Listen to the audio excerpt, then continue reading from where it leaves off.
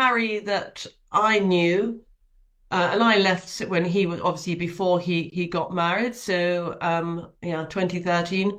But he was the media's darling. Yeah, I Mm. remember the story. He could not put a foot wrong. He was this, this war hero. He'd served. He was committed. He had the Invictus Games. Yeah, he really couldn't. He couldn't put a step wrong. Elsa, we're so pleased that you can join us today. Thank you. I'm delighted to be with you, Kate. It's such an incredible career. And in recent years, we've seen a lot of these kind of press secretaries who come in just for a short period of time. But you were really there through quite a significant, more than a decade working with the late Queen. Such an illustrious career, and then going on to Lambeth Palace from Buckingham Palace. Um, what you were right at the heart of the late. I'm just going to jump straight in and just say you were right at the heart of the late Queen's circle for such a long time. Um, and what are your favourite recollections of Queen Elizabeth II? Well, it's funny you mentioned I was there for a long period of time. So I started in May 2001, finished December 2013. But I think what was the amazing thing about the job was no 2 days were the same. You could walk through those gates, and every day I did that. I was never with a sense of entitlement. It was always a sense of oh my golly, how fortunate and lucky am I? And every day would be different. Whether it was dealing with the media, whether it was going on a royal engagement, seeing an investiture, or just being in the office and and meeting different people. So I think that was, it was an ordinary person, me, doing an extraordinary job. So as I said, I counted my blessings every day. And sharing the office with the corgis as well. I tell you, Kate, when those corgis, you'd see them coming down the corridor, and I'm a huge dog lover, but when I saw those corgis, I would shoot into the nearby office and hide because Why they is were that? pretty ferocious. They were pretty ferocious. I remember actually, the Queen hosted an afternoon tea party for the All Blacks rugby team from New Zealand. So these great big, sort of 6'5", 6'6", huge guys. Jonah Loma was one of them. And when the Queen and the corgis came in, the Queen often used to use corgis to sort of break the ice and put people at their ease. And these huge rugby players were sort of all putting their backs against the wall in terror. It was hilarious. Gosh, the things you must have seen in your job. I mean, how do you kind of sum up that period of your life? Because I mean, every day there would have been somebody, some extraordinary VIP in the corridors of Buckingham Palace, or somebody you'd be liaising with, whether it's from kind of President of the United States of America through to, somebody who's been given the honor of going in to see the Queen, who's incredibly nervous beforehand. You're absolutely right. I've got so many stories, probably too many to say, but I remember from sort of the sublime to the ridiculous, Kate Winslet getting her award from the Queen at an investiture, and she was standing round with her then boyfriend, now husband, and sort of no one was talking to her. So I went up and said, would you like a glass of champagne? We're sort of hosting a little party in the Aquarius room. She said, oh, that's so kind. So she and her husband went in for a glass, and then I gave them a tour of the palace. And I thought, wow, this is Kate Winslet. This is really cool. So it was fantastic for me. There was a Yeah, great moment from that investiture, actually. I remember that Kate Winslet came and people sort of said after her, "What did the Queen say when you got your honour?" And she said, she asked me all about my roles and things like that. She said, "Oh, I'm also a mum." And the Queen, I think, replied, "That's the hardest job of all," or something like that. And I think that was those little those sort of anecdotes and those little snippets that we sometimes get that people share from their moments with the late Queen were yeah. quite revealing, weren't they? Yeah, absolutely. Absolutely. And you feel that you've got a personal bit of information from her as well. So here it is, our monarch, our head of state, but she is or was a wife, a mother, a grandmother, and a great grandmother, which, we can all relate to. But she had, Absolutely.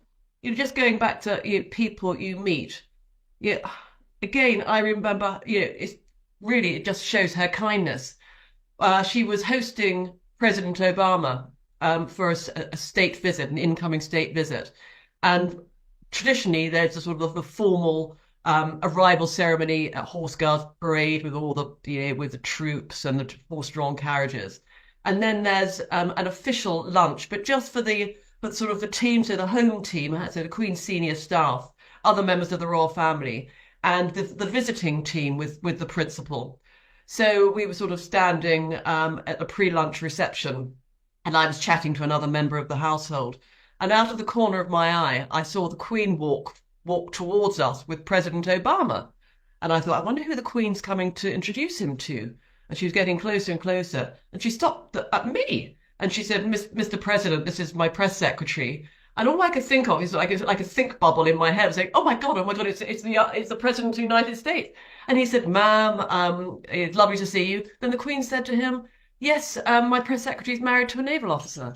And he said, oh, tell your husband he's doing an amazing job. And I guess, oh my God, the president is saying my husband's doing a great job. And it's one of those real sort of pinch me moments. The Queen didn't have to do that. She didn't have to introduce him to me, but she did as a huge act of generosity and kindness. That's so lovely. I think remember I remember her sort of very skillfully kind of manipulating the room in a way, just sort of going around being introduced to people. But there's all these kind of sort of stories about how she had these signals to her aides that, she was getting bored of somebody. She'd move the handbag from one hand to the other. I mean, how true are those stories?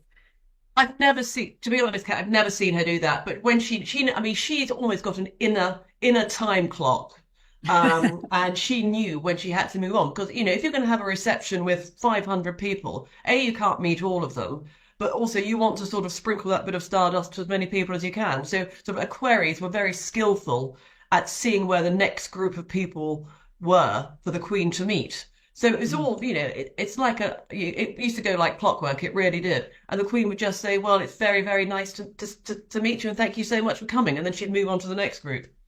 And although she was obviously the star of the show, the monarch, and there was that sense of, oh my goodness, I've, met the Queen. You can see these people's faces kind of like light bulbs lighting up as she sort of moved along rows and things like that, which was always extraordinary to see. But how much, there was always somewhere in the room often, it was Prince Philip as well. And how much of a support was he? I mean, we know that she's described him as her strength and stay and all that sort of stuff. And people know it, but what was it like? Sort of being in the palace, being in the room with the two of them, how much was he there to kind of support her, and how did he do that? They were just an extraordinary team. Really a monarch and consort, but husband and wife. So she would do one side, he would do the other. So everyone felt that they were included, I suppose. And he's funny. I know some of the media, obviously not the Times, but some of the media used to gaff-prone Prince. But actually, everybody that I spoke to who had spoken to him said what an extraordinary, funny, interesting, lovely fellow he was. And I feel the same, I'm afraid. And the Queen had this just sense that no matter her age, no matter what was going on in her own life, privately, she would always just sort of get up and get on with it. Was that the attitude that you saw, I guess, on a daily basis? Yeah, and I think certainly for me, what really brought home for that, what you just said, is when Prince Philip went into the London clinic for an operation, and the Queen, duty first, she still went and fulfilled a huge engagement opening the BBC's new broadcasting house in Portland Place. So while he was, and obviously she was very worried about that, as anyone would be, but she still, went ahead and carried out the commitment that she'd already made. She was incredibly dutiful. And we forget about that, actually, don't we? That at that time when Philip was going through that, it was your decision with your team and the Queen and Philip as well, of course, to release some of those details about the fact that he was having a stent put in. And it's interesting that every time something happens with the palace, we all think it's the first time it's ever happened, the cancer diagnosis and the announcement of the King. And then, of course, Kate's announcement, her own video about her situation. But that's something that you had to navigate years ago and sort of skillfully lay down that kind of groundwork for these sorts of things. So how did that decision go to release some quite intimate personal details actually about Philip's health condition, but sort of drawing the line between, letting him have that privacy as well? How did those conversations go? How did that work? I remember the stench. I was, the first time was when he was taken to Papworth Hospital. It was just before Christmas. And I don't know about you, Kate, as a mother, I'm sure you're much better than me, but it's sort of 2 days before Christmas and I hadn't done anything. So I was trying to wrap up presents, deal with children. I was too when the news broke, and then all of a sudden the journalists on the other side are writing about it. But yeah. Exactly. And then the call came. So you're navigating, a statement that's got to be passed by the medical team, but also the Queen, of course, because it's personal. And the Queen wanted to tell her family before it went out into the media. Luckily, there wasn't any speculation from the press at that time yet, but obviously we had to work and move pretty quickly before there was, chatter.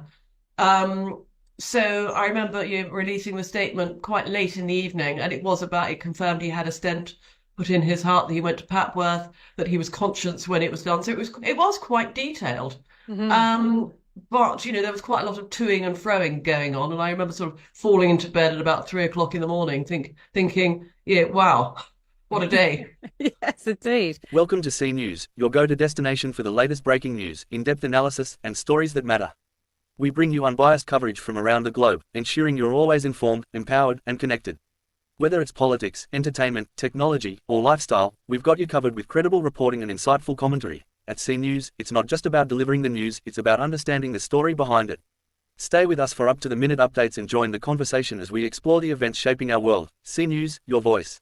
Your news, your channel. Alisa Anderson, a former close acquaintance of Prince Harry, recently shared her thoughts on how he has evolved over the years, emphasizing the positive transformation she has observed. She described him as a man who has grown into his own, embracing his responsibilities and passions with maturity and purpose. Alisa noted that while Harry was always charismatic and kind-hearted, he has become more thoughtful and self-assured, channeling his energy into meaningful causes like mental health advocacy and veteran support. She praised his ability to remain authentic while navigating the challenges of public life, stating that the prince she knows today is a true reflection of strength, resilience, and a deep commitment to making a difference.